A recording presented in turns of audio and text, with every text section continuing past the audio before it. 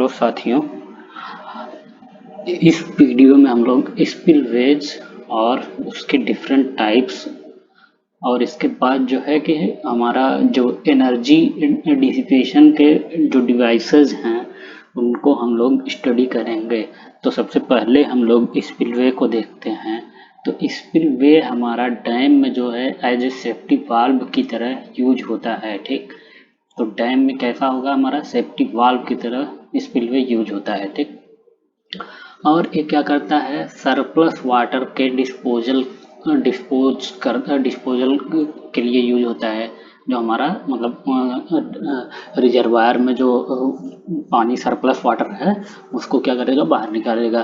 फिर डैम की बॉडी में या वन साइड में या डैम से अलग रहता है। ठीक, या तो डैम की बॉडी में होगा या डैम की एक साइड में होगा या डैम से बिल्कुल अलग होगा।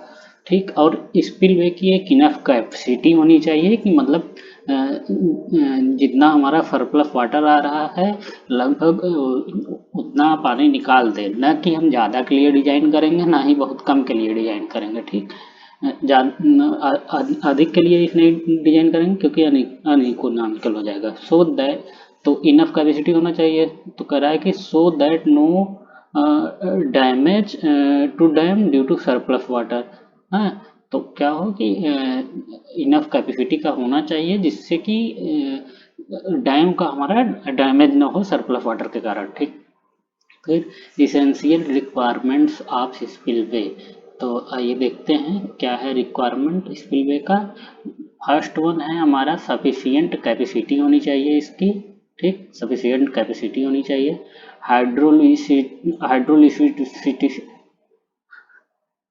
हाइड्रोलिसिटी होनी चाहिए और स्ट्रक्चरली एडिक्वेट होना चाहिए। ठीक, हाइड्रोलिकली और स्ट्रक्चरली क्या होना चाहिए, एडिक्वेट होना चाहिए। सेफ डिस्पोजल ऑफ वाटर करे। ठीक, no erosion of downstream of dam. तो डाउन स्ट्रीम के साइड, जो डैम का डाउन स्ट्रीम है या टो साइड है, उस साइड क्या होना चाहिए, हमारा कोई इरोजन नहीं होना चाहिए। Bonding surface of spillway must be erosion resistance. जो बॉन्डिंग सरफेस है स्पिलवे का वो भी हमारा क्या होना चाहिए कि इरोजन रेजिस्टेंट होना चाहिए। बॉन्डिंग सरफेस मतलब जो स्पिलवे का जो बॉन्डिंग सरफेस है डैम के साथ। ठीक, तो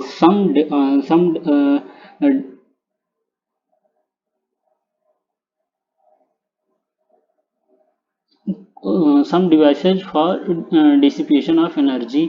तो हमको क्या है, एनर्जी को जो है एनर्जी को कम करने के लिए या एनर्जी को डिसिपेट करने के लिए कुछ डिवाइसेस की नीड होती है। ठीक, तो वो भी हमारे क्या है स्पिलवे में होने चाहिए। फिर स्पिलवे की कैपेसिटी की बात करें, स्पिलवे की कैपेसिटी की बात करें तो फर्स्ट थिंग है कि स्पिलवे की कैपेसिटी फ्लड राउटिंग से हम लोग निकालते हैं। तो फर्स्ट क्या है कि इनफ्लो हाइड्रोग्राफ प्लॉट कर लेंगे। ठीक, तो इनफ्लो हाइड्रोग्राफ क्या है, plot of rate of inflow versus time. ठीक, उसी को हम क्या कहते हैं, इनफ्लो हाइड्रोग्राफ कर देते हैं। फिर रिजर्वायर कैपेसिटी का से भी हम स्पिलवे की कैपेसिटी निकाल सकते हैं। तो रिजर्वायर कैपेसिटी कर्व क्या है, ये प्लॉट है रिजर्वायर स्टोरेज और रिजर्वायर वाटर सरफेस एलिवेशन में। ठीक, फिर डिस्चार्ज कर्व की बात करें, फिर थर्ड है हमारा क्या, डिस्चार्ज कर्व। डिस्चार्ज कर्व क्या है, rate of outflow versus elevation का जो है कर्व है। फिर टाइप्स ऑफ स्पिलवे की बात करें तो हमारा सबसे पहला स्पिलवे है स्ट्रेट ड्रॉप स्पिलवे। तो ये क्या करता है straight drop spillway, erosion downstream side में होता है, नैपी का फॉर्मेशन होता है, अनकंट्रोल स्ट्रक्चर है, कंट्रोल्ड स्ट्रक्चर है। ठीक, कंट्रोल्ड स्ट्रक्चर है। वियर क्या है, नैरो क्रेस्टेड वियर इसमें यूज होगा। डाउन स्ट्रीम फेस वर्टिकल होता है इसका स्ट्रेट ड्रॉप स्पिलवे का। Height of fall should not be greater than 6 metre. ठीक, हाइट ऑफ फॉल हमारा क्या 6 मीटर से अधिक नहीं होना चाहिए। Floor block and end sill में बी प्रोवाइडेड। यही क्या है, एनर्जी डिसिपेटेड डिवाइसेज हैं फ्लोर ब्लॉक और end sill, suitable for earthen dams and thin arch dams. तो किसके किसके लिए सुटेबल है, ये हमारा मोस्ट इंपॉर्टेंट पॉइंट हो जाता है कि सुटेबल फॉर किसके लिए? अर्थन डैम के लिए और थिन आर्च डैम के लिए। फिर इसके बाद सेकंड की बात करें तो सेकंड हमारा क्या हो गया? ओगी स्पिलवे। ओगी स्पिलवे, तो ओगी स्पिलवे क्या है? इसका use concrete dam, masonry dam, arch dam या बटरेस डैम में यूज होता है, और अर्थन डैम में हम इसको यूज नहीं करते हैं। ओगी स्पिलवे का यूज अर्थन डैम में नहीं करते हैं। तो ये क्या है? इम्प्रूव वर्जन है किसका? जो अभी पढ़े थे, कौन सा? Side straight drop spillway. Straight drop spillway का इम्प्रूव वर्जन है। ठीक। प्रोफाइल ऑफ स्पिलवे कैसा होगा कि same as lower nappe of a free falling jet. ठीक। जो फ्री फॉलिंग जेट है हमारा, उसके ही तरह सेम इसकी प्रोफाइल होनी चाहिए, मतलब पैराबोलिक फॉर्म का होना चाहिए। इसको हम क्या करते हैं? Also known as overflow spillway, overflow spill के नाम से भी जाना जाता है।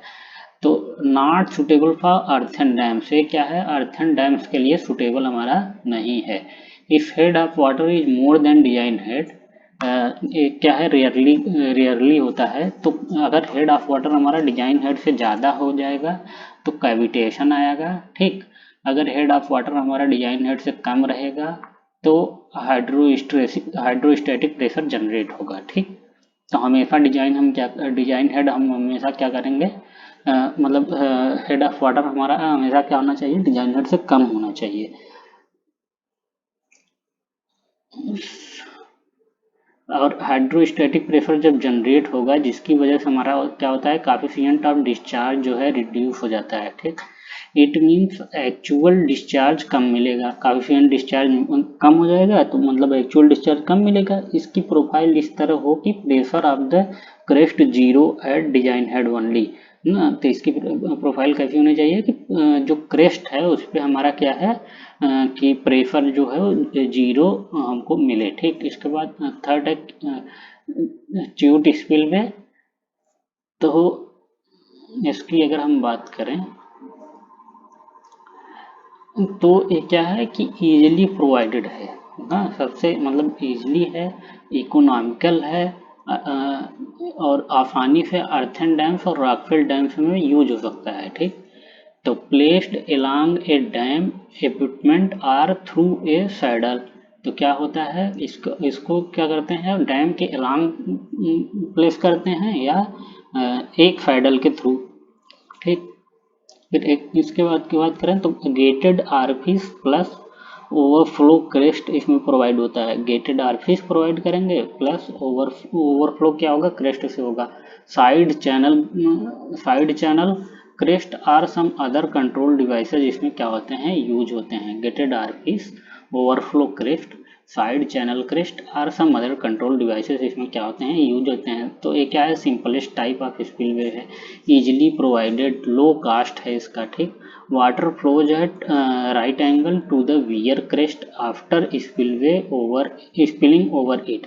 तो हमारा जो वाटर है वो क्या करता है कि राइट एंगल पे वियर के क्रेस्ट से फ्लो करेगा। जैसे वियर का क्रेस्ट है तो वाटर कैसे फ्लो करेगा? जैसे समझ लीजिए वियर का क्रेस्ट है तो इससे राइट एंगल पे मतलब इधर क्या होगा? वाटर फ्लो करेगा। ठीक। ये हमारा वियर हो गया और ये क्या है? वाटर फ्लो कर रहा है। ठीक।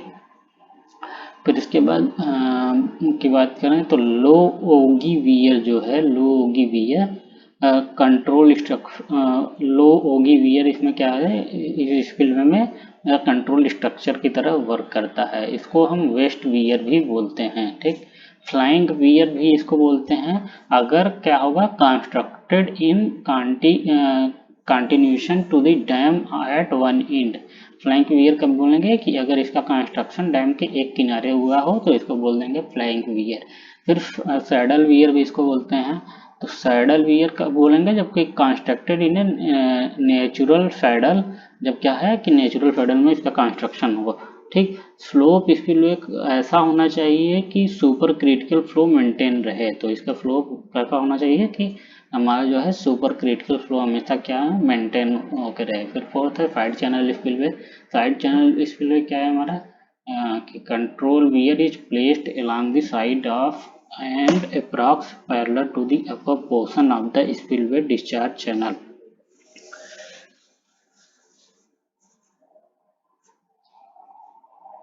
ठीक तो control wear is placed along the side of and approx parallel to the upper portion of the spillway discharge channel। तो जो हमारा डिस्चार्ज चैनल है स्पिलवे का, ठीक, तो उसके लगभग पैरेलल में ही वियर को हम प्लेस करते हैं। तो जैसे ये हमारा वियर है, सॉरी, अगर चैनल का डिस्चार्ज हमारा इस स्पिलवे के चैनल का डिस्चार्ज अगर इस डायरेक्शन में हो रहा है तो वियर भी हमारा लगभग क्या इसी के पैरेलल में होगा।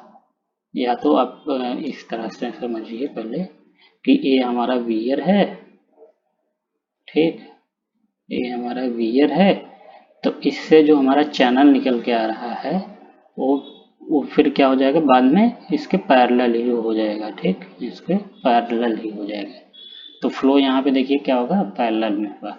The flow of water after spilling over the crest is turn by 90 degree. तो यहाँ पे क्या हो रहा है कि जो फ्लो करके हमारा वाटर आ रहा है वियर से वो क्या हो जा रहा है 90 डिग्री में टर्न हो जा रहा है, ठीक। The flow of water after spilling over the crest is turned by 90 degree. Flow हमारा क्या है, तो इसलिए हम इसको क्या बोल देते हैं, फ्लो हमारा जो है वियर के क्रेस्ट के क्या है पैरेलल है।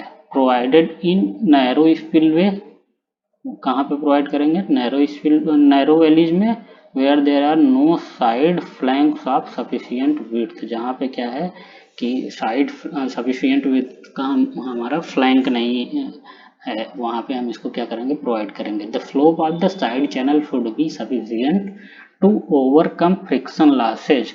तो साइड चैनल हमारा उसका फ्लोप कैसा होना चाहिए कि कम से कम फ्रिक्शन लॉसेज जो है हमारा और provide acceleration in the direction of flow, और एक्सेलरेशन फ्लो के डायरेक्शन में प्रोवाइड कर सके against the mass of incoming water, ठीक।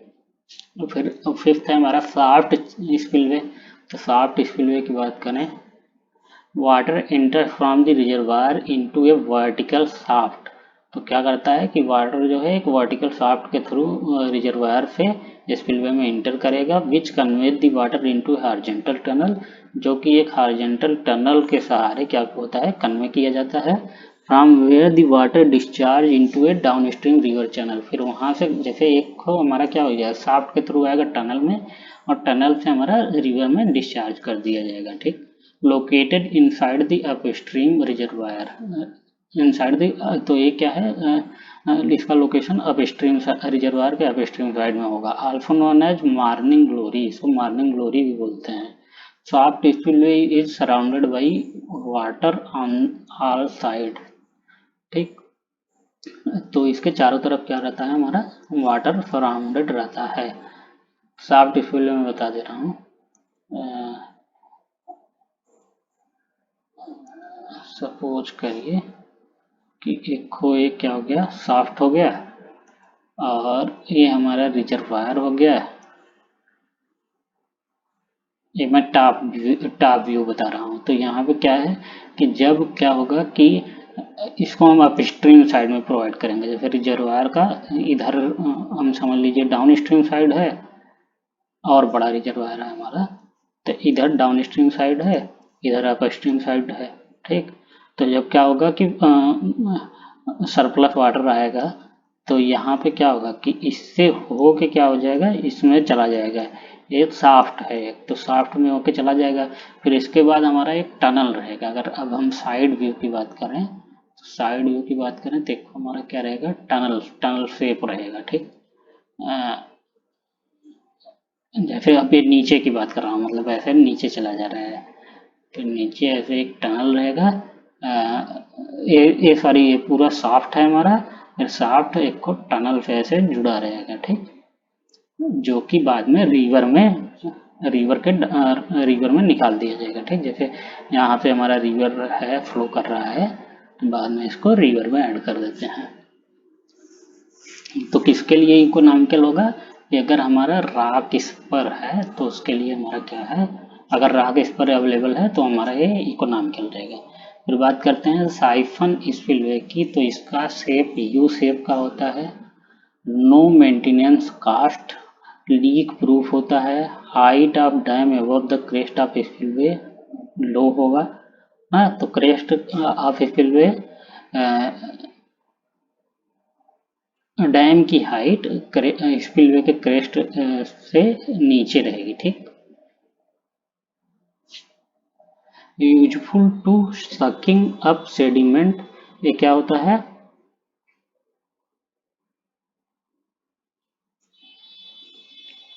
इसको देखिए, height of dam above the crest of spillway, तो ये समझ लीजिए हमारा एक डैम है। सपोज कुछ इस तरह से हमारा एक डैम है और यहाँ तक वाटर हमारा फिल है। ठीक, और ये फ्लड जब है उस टाइम की बात कर रहा हूँ मैं। ठीक, और एक हम क्या करते हैं, यहाँ पे स्पिलवे एक बना देते हैं। ठीक, कौन सा, साइफन, साइफन टाइप का स्पिलवे।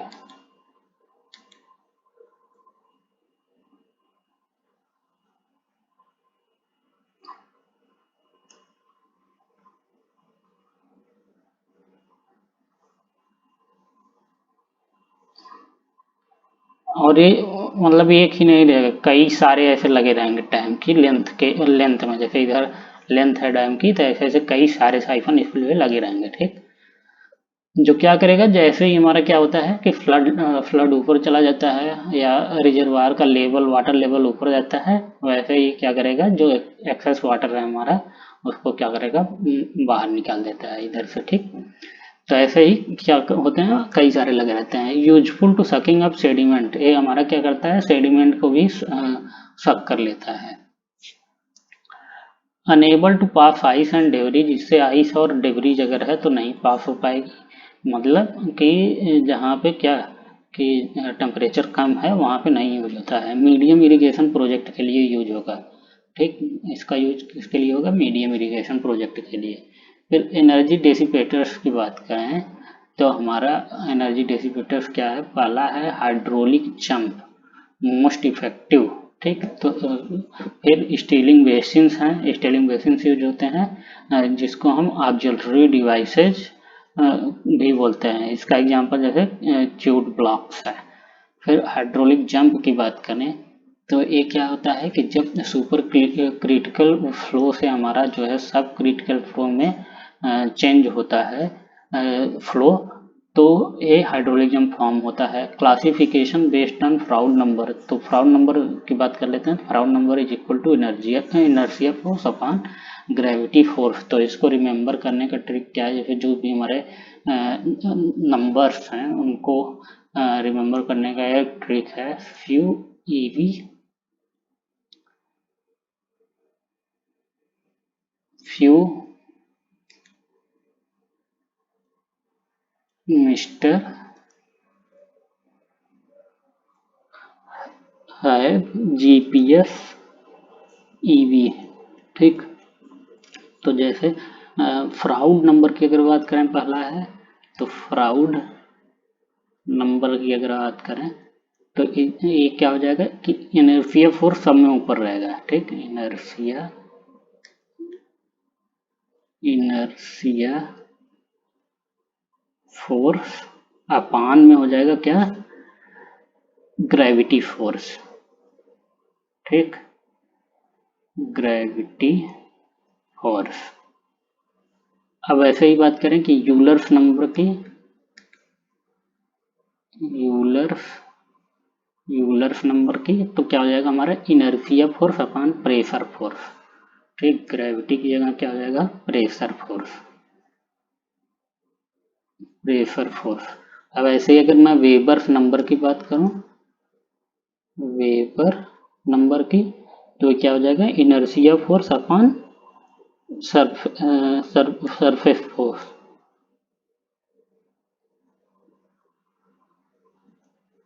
जो फोर्स सरफेस टेंशन कर रहा है। ठीक, फिर अगर हम मैक नंबर की बात करें तो ये क्या हो जाएगा कि elastic force, inertia upon elastic. फिर अगर रेनॉल्ड नंबर की बात करें, रेनॉल्ड नंबर की, तो हमारा क्या हो जाएगा inertia force upon viscous force. ठीक, तो ये हमारे सारे नंबर्स जो थे उनको भी मैं बता दिया हूँ यहाँ पे। अब आइए देखते हैं क्या, फिर से आ जाते हैं अपने टॉपिक पे। तो क्या हो गया, इसके बाद की बात करें अपन लोग, तो F1 जैसे हमारा क्या है, Froude number of incoming flow है। ठीक, और F R is equal to v by root g l इसका फॉर्मूला होता है, इसको याद कर लीजिए। जहाँ पे जो रियल है हमारा करेक्टरिस्टिक लेंथ है। ठीक, तो इसका एक फॉर्मूला है y2 upon y1 is equal to half in in the bracket -1 plus in root 1 plus 8 f1 square, जहाँ f1 क्या है हमारा Froude number of incoming flow है।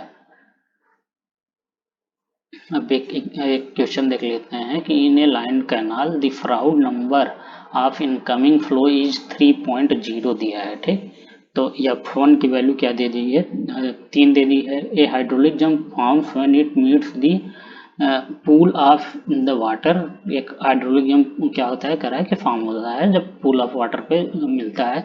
The depth of water, the depth of the flow after the jump formation is 1.51 metre. और y2 की value क्या दिया है, 1.5 एक दिया है। ठीक, Froude number of flow after hydraulic jump पूछ रहा है कि फ्राउड नंबर हमारा कितना होगा, या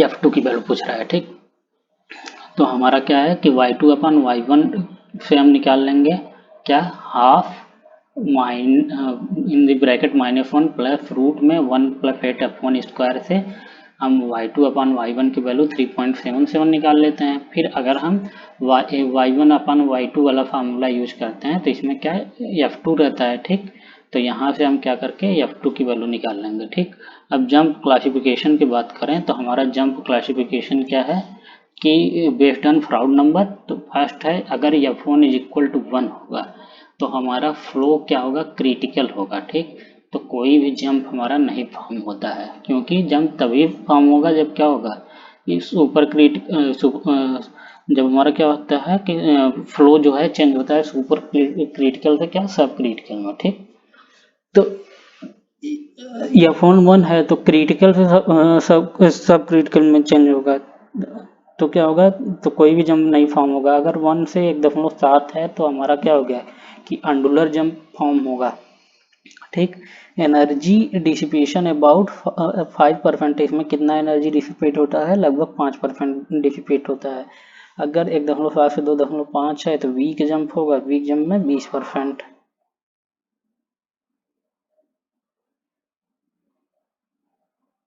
फ्रॉड नंबर 2.5 से 4.5, तो ऑक्सीलेटिंग जंप में 20 से 45%।